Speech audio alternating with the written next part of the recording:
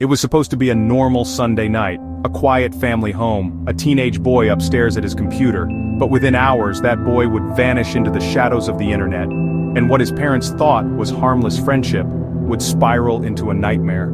This is the story of Breck Bednar, a boy who trusted the wrong person, and a family who saw the danger coming, but could not stop it. Breck was just 14 years old, bright, kind, a boy who loved computers, video games, and his circle of online friends. He lived in Surrey, England, a safe, suburban neighborhood. The kind of place where parents believe their kids are protected. But safety, in the age of the internet, is never what it seems. Through an online gaming community, Breck met a young man named Lewis Danes. At first it felt harmless, just another gamer, another teenager. Lewis was funny, smart, charismatic, and soon, he became the center of Breck's online world. But Lewis wasn't just another gamer. He was older, clever, manipulative. He flattered Breck, encouraged him, made him feel special. Slowly, Lewis began to separate Breck from his real-life friends, from his family. Your parents don't understand you. They don't see how talented you are. I do. For a 14-year-old boy, those words meant everything. Breck's mother, Lauren, noticed the change almost immediately. Her once talkative son grew secretive, withdrawn, defensive. When she overheard Lewis's voice online, alarm bells went off. This wasn't a peer. This was an adult, a stranger. She begged Breck to stop talking to him. She even reported her concerns to authorities. But Lewis was clever. He knew how to twist the story, how to make Breck believe that his own mother was the enemy. Lewis told Breck he was running a business, a technology company, that he had money, resources, opportunities. He painted a picture of success, of mentorship, of friendship, and to a boy with dreams of working in computers, it was intoxicating. By the time Breck's parents realized how deep it went, it was too late. On February 16, 2014, Breck told his parents he was spending the night with a nearby friend. Relieved that their shy, computer-loving son was finally socializing in the real world, they agreed. But it was a lie. Breck wasn't going to see a friend from school. He was going to meet Lewis, a man he had never met face-to-face, but who had spent months weaving a web around him. Lewis lived in a small flat in Essex. On the surface, it looked ordinary, but behind that door, the trap was already set. For months, Lewis had been preparing, buying supplies, planning every detail. This wasn't chance. This wasn't random. It was calculated, cold, predatory. And Breck, bright, trusting, just 14 years old, was walking straight into it. Before he left, Breck sat at his computer, chatting with his online friends. He was excited, nervous. When his mother kissed him goodnight, she noticed something, a hesitation, a flicker of doubt in his eyes, but she brushed it off. Because why would a mother ever imagine the danger waiting just a few miles away? This wasn't a random predator. It wasn't a stranger lurking in an alley. It was worse. It was someone who had spent months gaining Breck's trust. Someone who had convinced him he was safe. Someone who knew how to hide the truth from everyone else. Breck thought he was going to meet a mentor, a friend, a brother. But Lewis Danes was already planning his murder. As Breck walked out the door, his parents had no idea it would be the last time they ever saw him alive. He thought he was stepping toward opportunity. Instead, he was stepping straight into the hands of a killer. What happened next inside that Essex flat would shock the nation, and reveal just how dangerous the internet can be. 14-year-old Breck Bednar left his family home telling his parents he was going to stay with a friend. But that was a lie planted by a predator. Instead, he boarded a train to Essex, to the flat of Lewis Danes, a man who had spent months manipulating him. Breck believed he was stepping into opportunity, but what waited for him there was evil. When Breck arrived at Lewis's flat, he was nervous, but also curious. The man he'd only ever known through a headset and a keyboard was now standing in front of him. Lewis was 18, pale, withdrawn. On the surface, he looked like any awkward young man, but inside his mind, a plan was already set in motion. Lewis had lured Breck there with promises of technology, gaming servers, and money-making opportunities. He spoke of shared passions, of building something together, but it was all an illusion. Behind the mask of friendship was something darker, a hunger for control, and an obsession that had twisted into violence. The details of what happened inside that flat will never be fully known. There are no witnesses, no cameras, only the chilling evidence left behind. What we do know is that at some point during the night, Lewis turned on Breck. He restrained him, and in a moment of terrifying brutality, he murdered him. But this was not a crime of passion. It wasn't sudden. It was planned, calculated.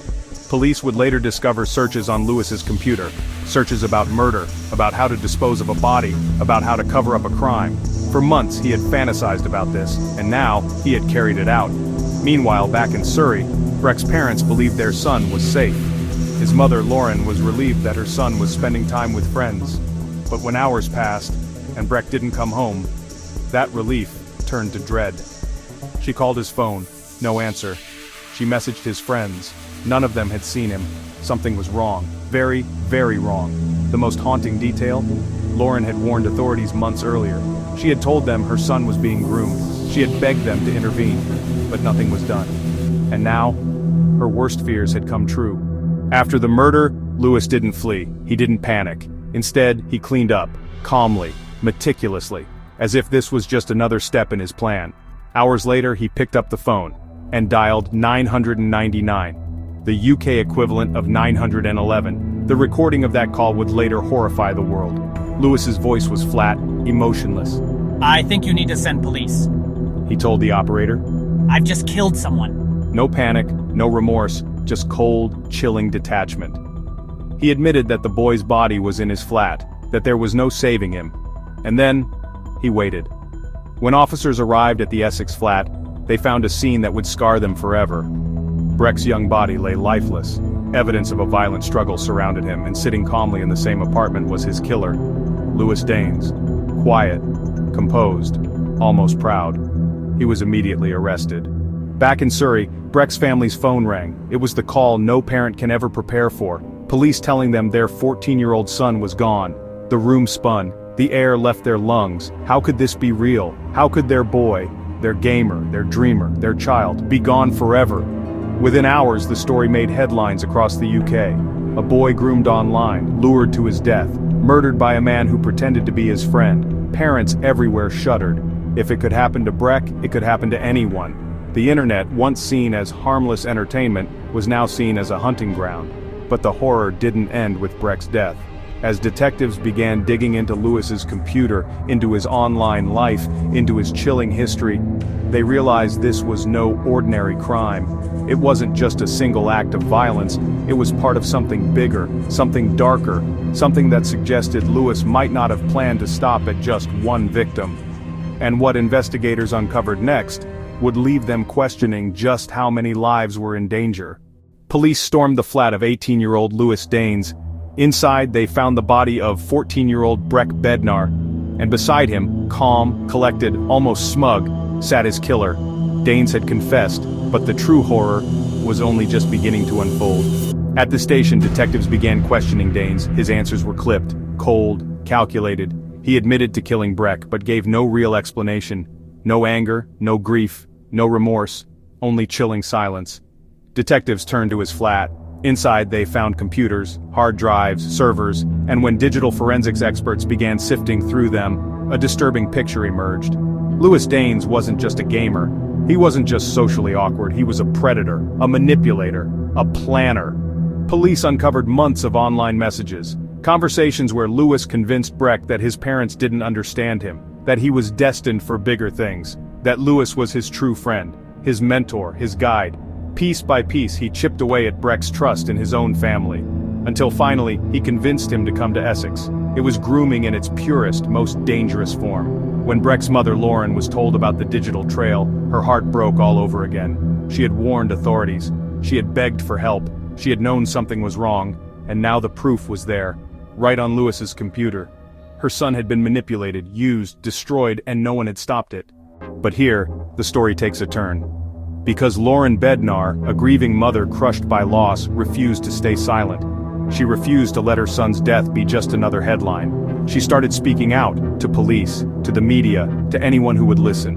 Her grief became her weapon. Her pain became her purpose. She would fight to expose the dangers of online predators, and she would make sure Breck's voice lived on, even if he was gone. As the story spread, the British public was outraged. How could a 14-year-old boy be groomed so openly? How could warnings be ignored? And how many other children were in danger? Schools began warning parents. Police forces reviewed their safeguarding procedures. The internet, once seen as harmless fun, was suddenly recognized as a hunting ground, and Lewis Danes became its face. But investigators weren't finished. On Lewis's computer, they found evidence that this crime was not impulsive. It was rehearsed, planned, calculated. Search histories showed months of research. How to restrain a victim, how to kill quickly, how to dispose of a body. There were even chat logs where Lewis boasted to online friends about his fantasies of control and violence. He wanted this, he dreamed of it, and finally, he acted on it. Meanwhile, the Bednar family tried to survive the unthinkable. Breck's siblings couldn't understand why their brother was gone. His father, Barry, was shattered by regret, wondering if he could have done more. And Lauren, every night she replayed the warning she had given authorities. She had seen the danger, but no one listened. The weight of that failure was unbearable. Forensic psychologists were brought in to analyze Lewis. What they found was chilling. He displayed traits of narcissism, control, a total lack of empathy. Some even suggested he showed signs of psychopathy. He wasn't a boy who snapped. He was a predator who planned, a young man who enjoyed the power that came with taking a life. Even in custody, Lewis showed no remorse, no emotion, no regret. When asked why he killed Breck, he gave flat, vague answers. He didn't care about justice. He didn't care about the family. It was as if Breck's life meant nothing to him. The press seized on the story. A boy groomed online, a killer who showed no remorse, a family torn apart. It was a perfect storm of horror and outrage. But for the Bednars, it wasn't a story. It was their life, their nightmare, their reality. And so, Lauren stepped forward. She gave interviews. She told Breck's story. She warned parents about the dangers of online grooming. Her words cut through the noise. They carried weight. Because she wasn't just a grieving mother. She was proof. Proof of what happens when predators are ignored. Proof of what happens when warnings go unanswered. She had lost her son, but she would not lose her voice. And as Lewis Danes prepared to face trial, as the evidence stacked higher and higher against him, one chilling question remained. Would justice be enough? Would a courtroom verdict ever balance the scales of a life so brutally stolen? And when the verdict was finally read, what would it mean for the Bednar family? Would it bring closure, or only reopen the wound? The killer had been caught, the evidence was overwhelming, and now, the world waited. In Essex Crown Court, the trial of 18-year-old Lewis Danes was about to begin. For the Bednar family, it was the moment they had dreaded, and the only chance left to speak for Breck. The courtroom was hushed, reporters filled every seat, the nation watched. On one side, the grieving family of a 14-year-old boy who had trusted the wrong friend. On the other, a young man accused of planning and carrying out a cold, calculated murder. The air was heavy, the stakes unimaginable. The prosecution laid out the evidence in chilling detail, months of grooming, messages persuading Breck to turn against his parents, promises of friendship, promises of opportunity, and then, the lure to Essex, the trap, the final betrayal. They presented the forensic searches, the research on killing, the disturbing fantasies. It wasn't an accident. It wasn't a moment of rage. It was premeditated, deliberate, evil. The defense tried to argue otherwise. They painted Lewis Danes as a troubled young man, lonely, misunderstood, a boy pushed beyond reason, but the evidence was too strong. Every digital trace told the truth. This was no misunderstanding. This was a plan. Throughout the trial, Lauren and Barry Bednar sat silently.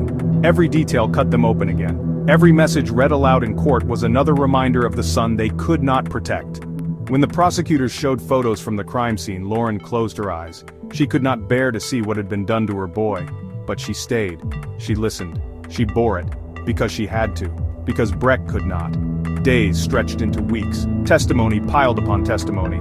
Evidence mounted higher and higher. And then, the moment came. The jury returned. The judge prepared his words.